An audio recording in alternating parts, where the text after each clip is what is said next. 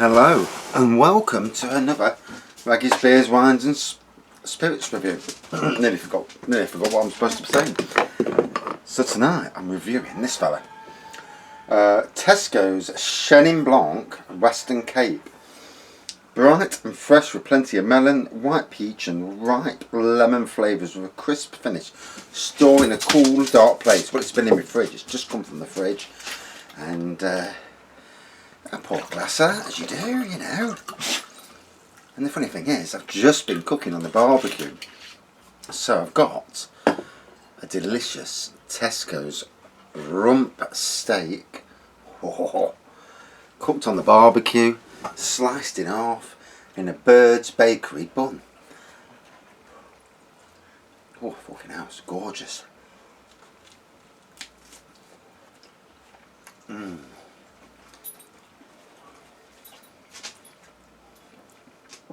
Cooking steak on a barbecue. You know, forget your burgers, all these steak burgers and all that rubbish. Go and get a piece of steak, cook that on the barbecue, slice it in half, put it in a burger. You'll never go back to burgers, you know, put it in the cob rather, or rolled, but you'll never go back to normal burgers again.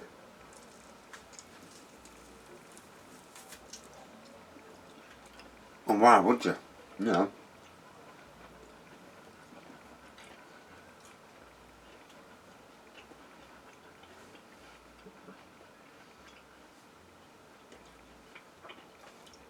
It's bloody red hot.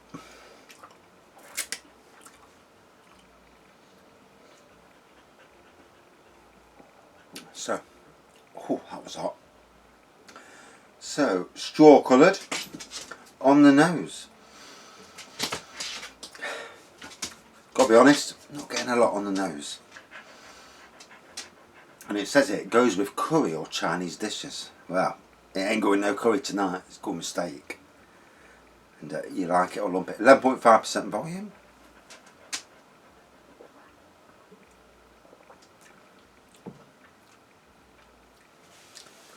Okay, I'm definitely getting melon and definitely getting peach. What was the other flavours? Lemon. I'm not getting lemon at all.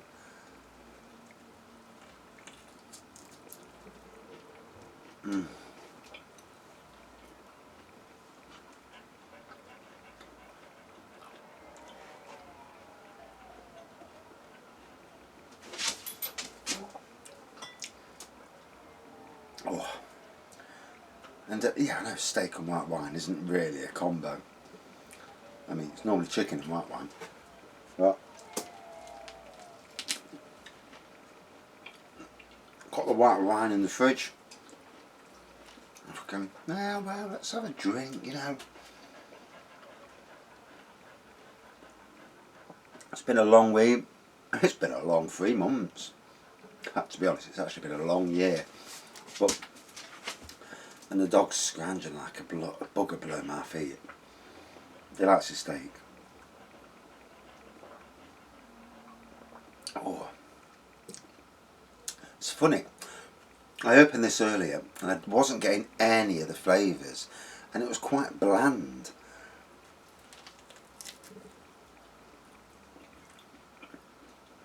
And now it's a chance to breathe, because obviously the minute you open the bottle, it's breathing.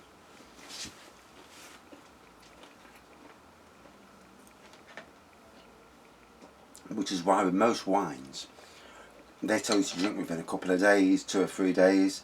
I mean, to be honest, I've left a Blanc Cabernet Sauvignon. I opened it, forgot I'd opened it, went to the my wine rack in the corner behind me. It's not a wine rack anymore, but months later, and the wine was totally fine. Whereas if you did that with white or rosé,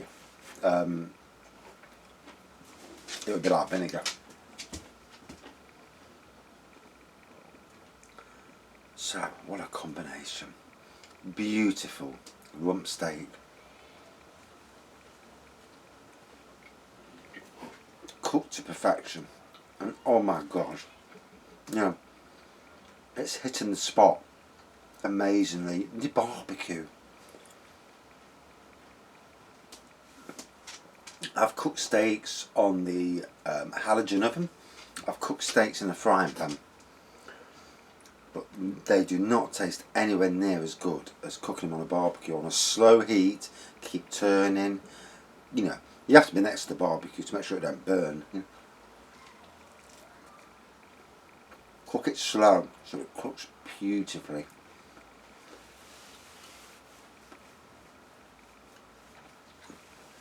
And when it looks like it's at the required stage, some people like it well done, medium, rare. You know, I don't mind it medium rare, but not rare.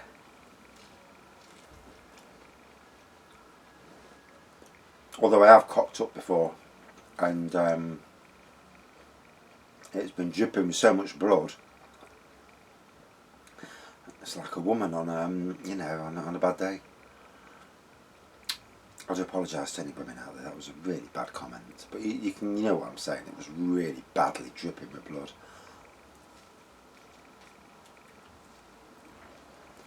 Here's me thinking I cooked the outside perfectly, and I had the outside was looking good. The inside, fucking hell, dripping.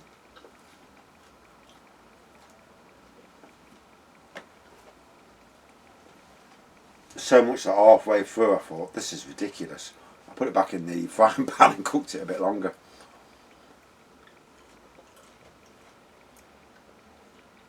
But that's the thing with cooking steak slow. Cook it slow, especially if it's a thick steak. Cook it slow so it cooks right through to the inside. The outside only tells you so much of the story. And that was absolutely gorgeous.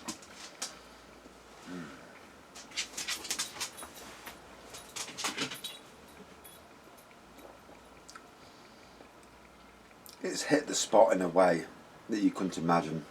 Oh.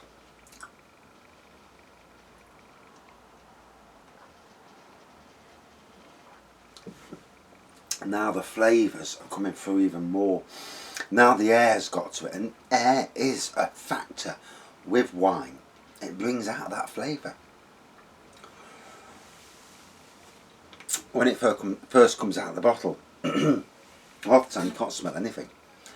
And it's not like Blancs, well, especially real ales, where if it's a peanut butter ale, the moment you open it, it's like, bloody hell, you can really smell it. Sometimes you can't, and you've got to let air get to it.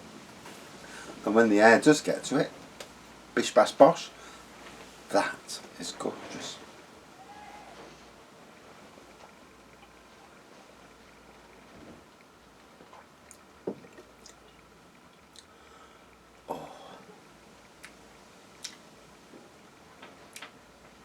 The crisp finish, yeah, I'd go along with that.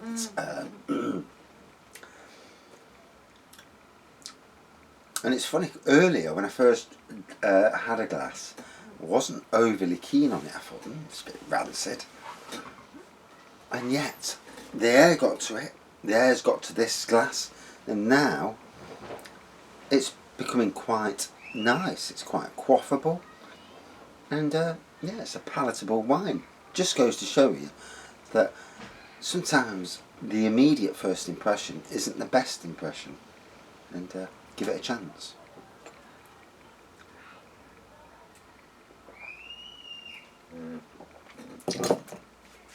So, straw coloured, peach and melon flavours for sure. Not much of an aroma, but very good flavour once the air got to it. And the steak in a cob was so immense, and it just complemented each other. And yes, steak and white wine aren't really a thing. It's normally rice, chicken and white wine. I do get that, but there's a time and a day for anything, and today was that time, was that day, and it went down awesome. And that's it for this beer review. Out of 5, 4.3 out of 5. That was absolutely lovely in the end. And yet the first glass, didn't rate it. Just goes to show you. And that's it for this beer review. As always, thank you everybody for watching, subscribing, commenting.